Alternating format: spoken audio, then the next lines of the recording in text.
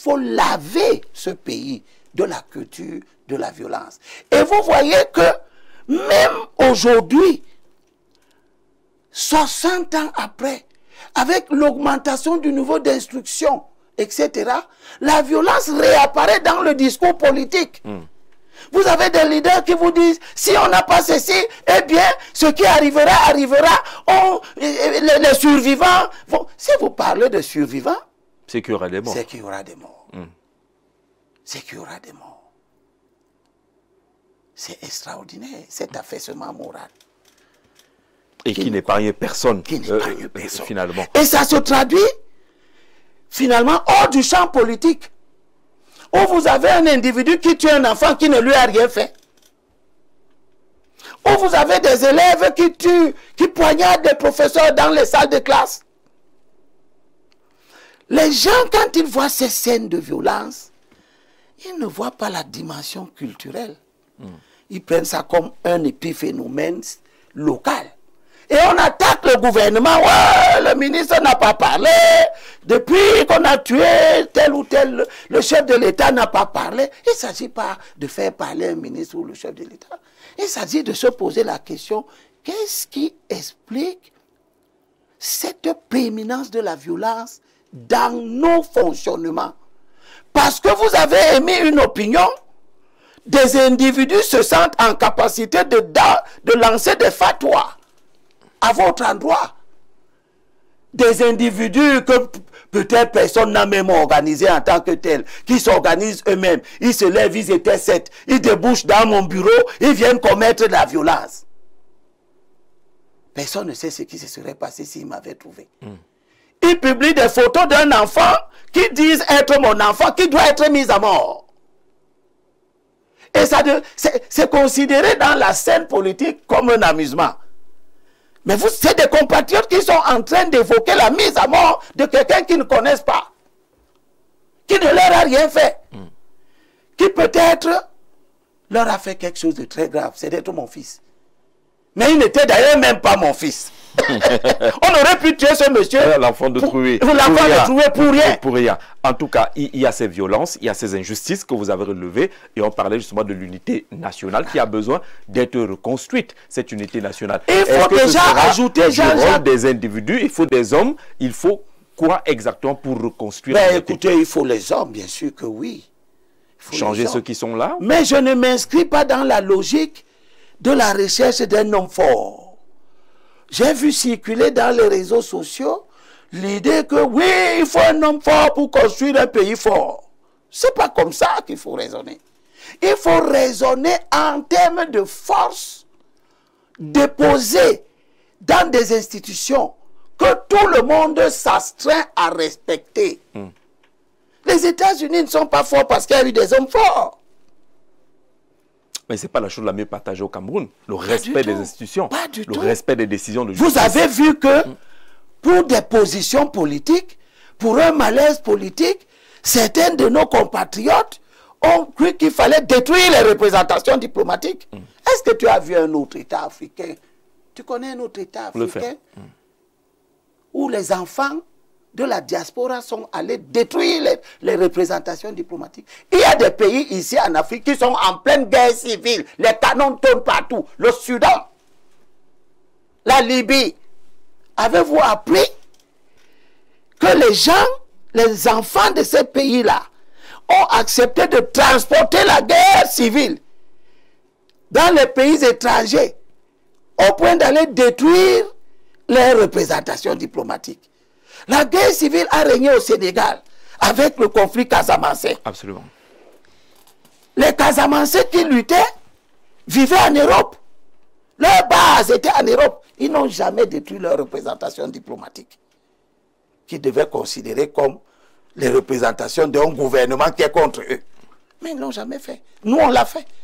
Nous sommes entrés dans l'histoire avec une violence inouïe. Ils disent que c'est parce qu'il n'y a pas d'issue qu'ils ont l'impression de ne pas être entendus ou compris. Oui. Qu'il n'y a pas de pont de dialogue véritable. Ça veut dire qu'ils reconnaissent qu'eux, ils ne peuvent pas créer ce dialogue.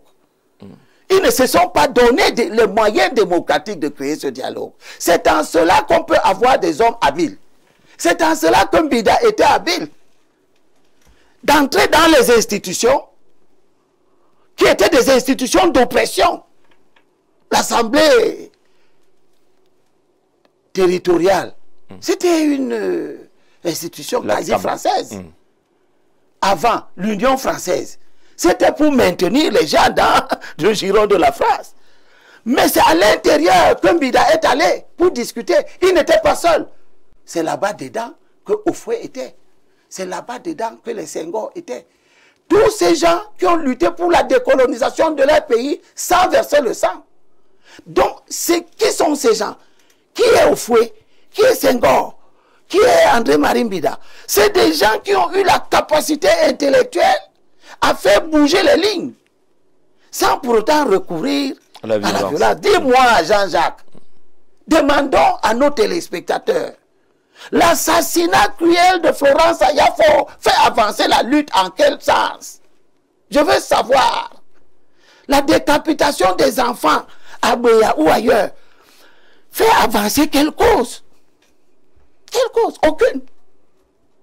Tous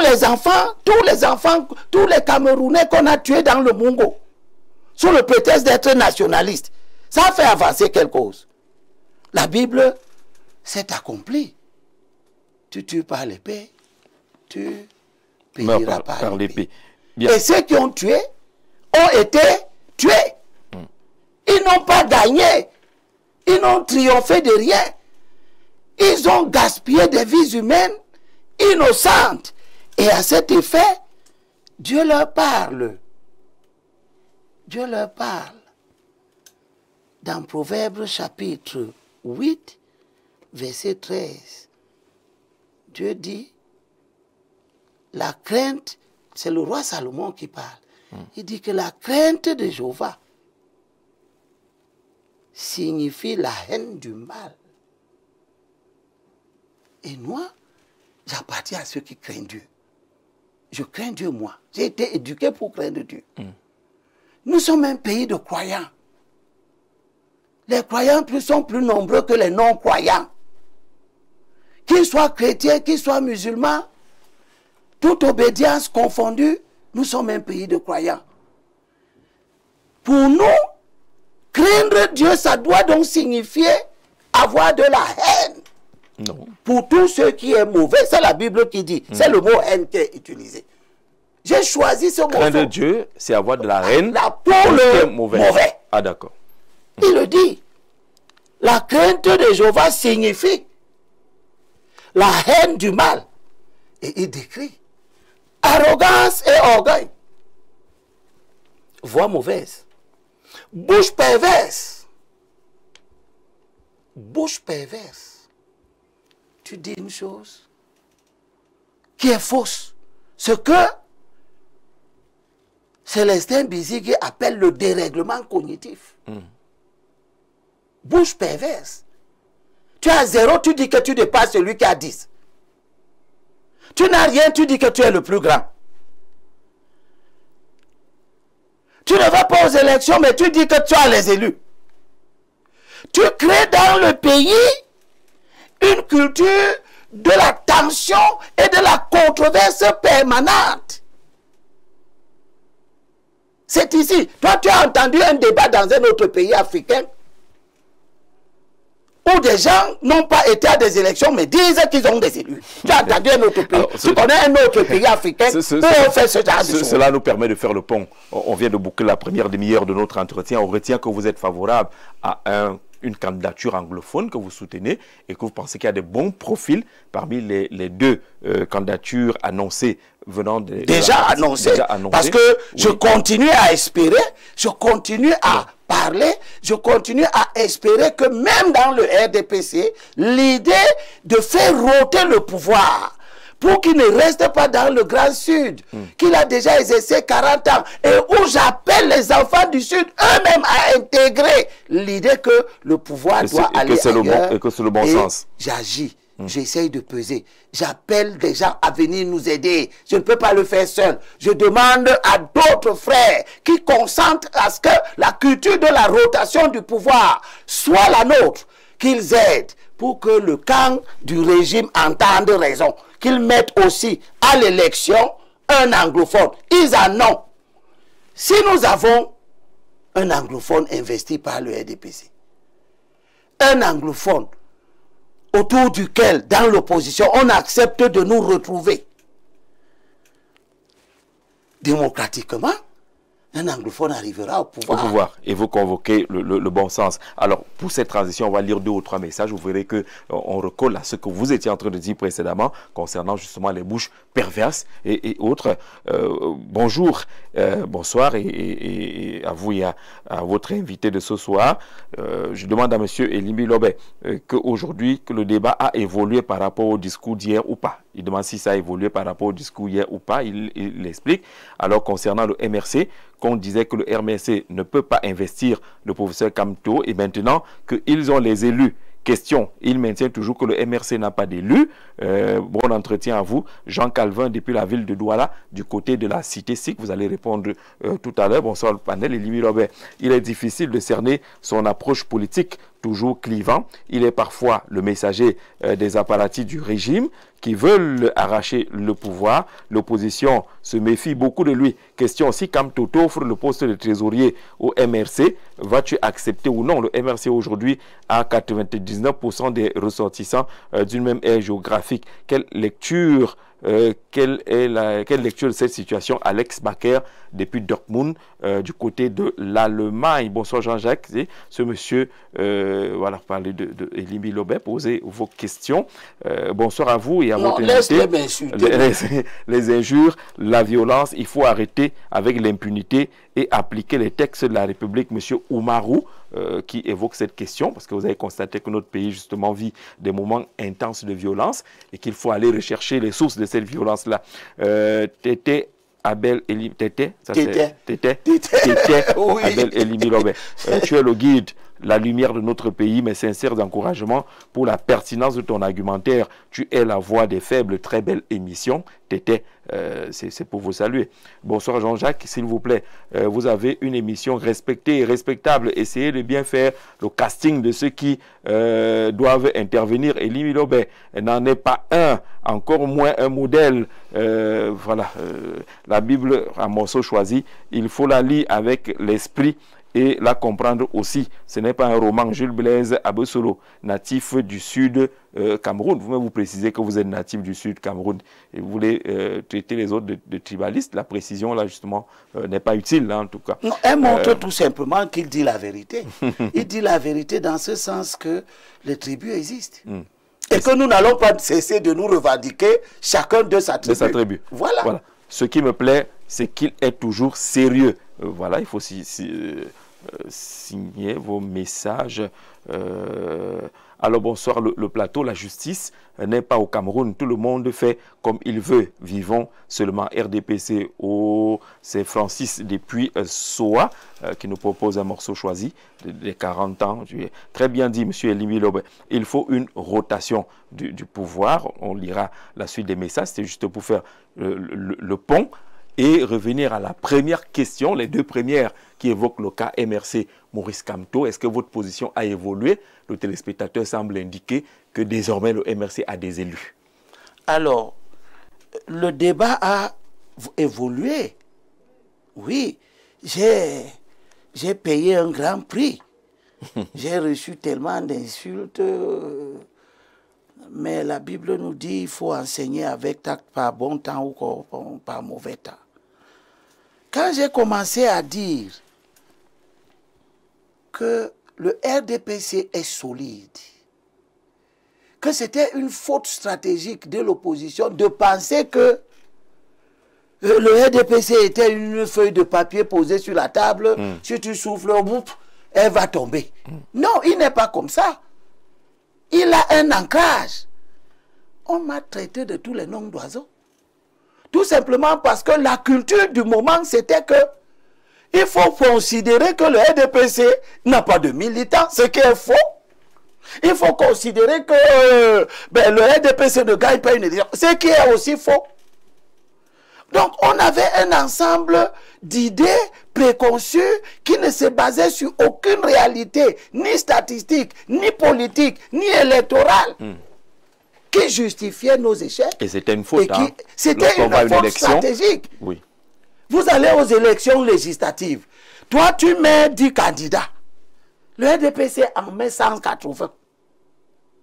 Et tu penses que tu vas le renverser. Même si tu gagnes les 10 candidats que tu as, lui va gagner 170. Si je vous donne les dernières élections législatives, la liste des candidats, le nombre de listes présentées par les partis d'opposition, vous allez comprendre qu'ils ne peuvent pas gagner. Est-ce que vous savez qu'en 2020 ici, il y avait 17 circonscriptions dans tout le Cameroun où aucun parti d'opposition n'avait présenté le candidat. Les 17 circonscriptions là représentaient 36 sièges à l'Assemblée nationale. C'est-à-dire qu'avant qu'on ne commence, le jour où on a déposé les listes de candidatures, le RDPC avait déjà 36 députés. Il faut prendre ces réalités en compte. Les travaux que nous avons faits en 2017, pendant 6 mois, chez le feu Samuel Eboa, le président du parti, le Mouvement pour la démocratie et le progrès, le MDP oui. de Samuel Eboa, nous avait accueillis chez lui. Il y avait moi, il y avait lui-même, quelques membres de son parti, des UPCistes étaient venus, et bien d'autres amis politiques qui venaient de temps en temps, des syndicalistes comme Esiga Benoît, partaient de Yaoundé pour venir assister, faire ce travail. Nous avons déblayé, analysé froidement les causes de nos échecs à répétition. Et nous sommes arrivés à la conclusion qu'il nous faut une stratégie électorale qui doit s'opposer à la prolifération des candidatures. C'est ce qu'on vit encore aujourd'hui. C'est ce que nous sommes en train de vivre. On vit encore ça aujourd'hui. Vous savez, j'ai la liste, j'ai les résultats des élections de 2011. Voici ça. 23 candidats. 23 candidats. Je reviendrai sur ça tout à l'heure. Oui, d'accord. Si je prends la liste de 2018, il a fallu que les partis politiques sérieux, les grands, costauds, se parlent. Parce que ce comportement n'était pas digne. Vous avez parlé tout à l'heure du galvaudage. Vous avez utilisé notre terme pour dire que l'élection présidentielle, la fonction... Une banalisation. Une banalisation. C'est tout le monde qui s'élève pour dire que je veux être président. Est-ce que là dehors, chacun peut s'élever pour dire qu'il va construire une maison de 50 étages? Pourquoi c'est pour l'élection présidentielle que chacun pense qu'il peut se lever et dire que lui va à l'élection? Parce que la loi n'interdit pas. C'est tout. La loi ne nous interdit pas d'avoir du bon sens. La loi ne nous interdit pas de dire que je viens de terminer mes études, je n'ai même pas encore travaillé, je n'ai même pas dirigé une petite entreprise. Moi, je vais déjà diriger tout un pays. Il faut une loi pour que moi-même j'ai l'humilité pour dire que je ne suis pas encore prêt. C'est ça que nous voyons tous les jours. Parce que les plateaux de télévision s'ouvrent à tout le monde. Un nouveau candidat tous les jours. Tout le monde. Et quand tu prends ces nouveaux candidats, tu regardes, ils n'ont pas les conditions. Mais ils disent quand même qu'ils seront candidats. S'inspirant de la controverse. Il y en a qui sont en attente maintenant à la guerre pour voir si on peut valider l'idée que tu n'as pas été aux élections mais tu as des élus. À ce moment-là, chacun va aller avoir les élus sans avoir été à l'élection. Il va les avoir comment? Peut-être en les achetant, non?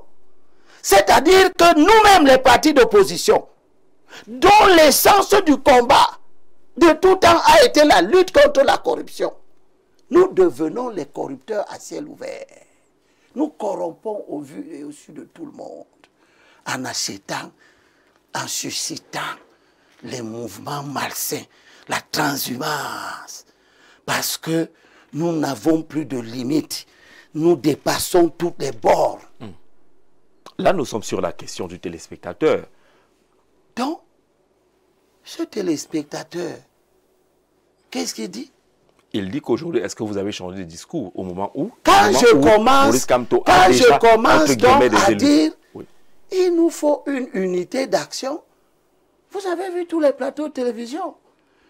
Des grands savants, des Sabitou, qui venaient dire, oh, c'est pas le problème de l'unité d'action, c'est le code électoral, parce que si nous avons un code électoral à 2 tours, c'est terminé, les choses vont se faire d'elles-mêmes, et au premier tour, on fait du désordre, mais au deuxième tour, on va se dire, qui vous a dit que si vous faites le désordre au premier tour, au deuxième tour, vous n'allez pas faire toujours le désordre? Qui vous a dit ça? Dès lors que le désordre est devenu notre ADN, est dans notre ADN, petit à petit, je constate que les gens ont évolué et s'inscrivent de plus en plus dans la logique qu'il faut un grand consensus. Ceux qui continuaient à résister à l'idée de consensus, parce que peut-être ils pensent que si réellement on s'assoit pour parler, leur candidat n'émergera pas, il ne sera pas le candidat de consensus, nous ont essayé de galvauder l'idée en disant oh, on ne peut pas parler d'un candidat unique. Mais qui vous a parlé de candidat unique? Personne n'a jamais parlé de candidat unique.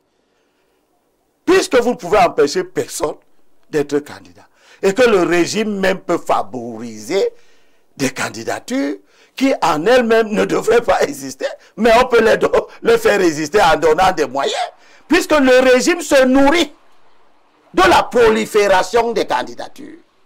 Puisque cette prolifération des candidatures a un effet immédiat, net, précis, inéluctable. L'éparpillement du vote contestataire. L'émiettement des votes. Nous sommes parvenus à faire en sorte que tout le monde comprenne ça. Aujourd'hui, tout le monde comprend ça. Puis, les mauvaises habitudes ayant la peau dure, tout le monde est d'accord maintenant avec des consensus, et puis tout le monde commence à créer chacun son consensus. Monsieur Kamto crée son consensus, un temps de mouvement. Il ne vous dit pas quels sont ceux qui sont dedans. Toi, tu connais les gens qui sont dans l'APC. On parlait, il y a l'APC. Ils n'ont pas communiqué dessus, en tout cas. Mais pourquoi? Plus on aurait su qu'il y a des gens avec M. Kamto, mieux cela aurait valu. C'est trivial. Si on se rend compte que M. Kamto, avec son APC, rallie davantage de gens, mais ceux qui ne rallient pas seront les marginaux, non? S'il ne nous dit jamais avec qui il est dans son APC, c'est parce qu'il n'y a rien dedans. Ou c'est au moins qu'il est avec Nietzsche. Ce qui fait donc deux, lui-même et Nietzsche. C'est ça donc, sur la querelle des partis. Et puis de l'autre côté, vous avez vu M. Olivier Binet qui s'est mis à courir partout, il crée l'ATP. On demande, mais qui est dedans? Qui est dedans qui peut investir? À quoi sert un conglomérat de partis politiques qui ne peuvent investir personne? Si on va dedans et on choisit Zanzagzi, dont le parti ne peut pas, que le parti ne peut pas investir, que son propre parti ne peut pas investir. Olivier Binet lui-même, son propre parti ne peut pas l'investir.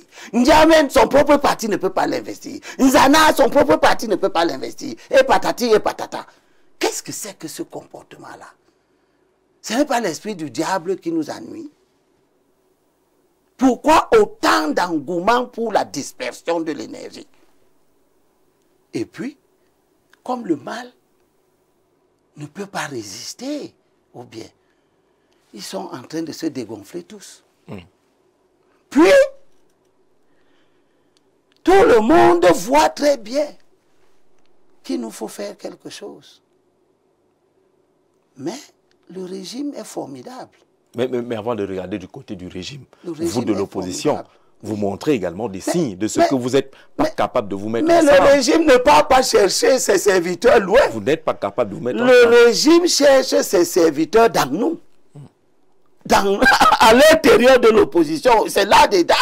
Et beaucoup pensent que vous êtes de ceux-là qui sont utilisés par le régime pour démolir l'opposition. Oui, ils peuvent penser cela. Nous sommes dans le domaine de l'opinion. C'est vrai ou c'est faux? Ils peuvent penser cela. Ce n'est pas une réponse importante. Les faits montrent où on va. Qui est qui? En 2004, On a essayé. Ceux qui ont empêché la rationalité de triompher. En 2004, Froundi était le plus fort. Mais ceux qui sont partis organiser la coalition ont voulu que ce ne soit pas Froundi. Qu'elle ne se fasse pas autour de lui. Pour des raisons qu'ils ne sont pas capables d'avouer. Ils ont donc choisi Ndamdioya. Résultat, Froundi est parti. Il est allé aux élections. C'est celui qui a eu 22%. Est-ce que c'est ça que nous cherchons? Est-ce que nous voulons faire une coalition dont le candidat serait en réalité un homme faible? Non.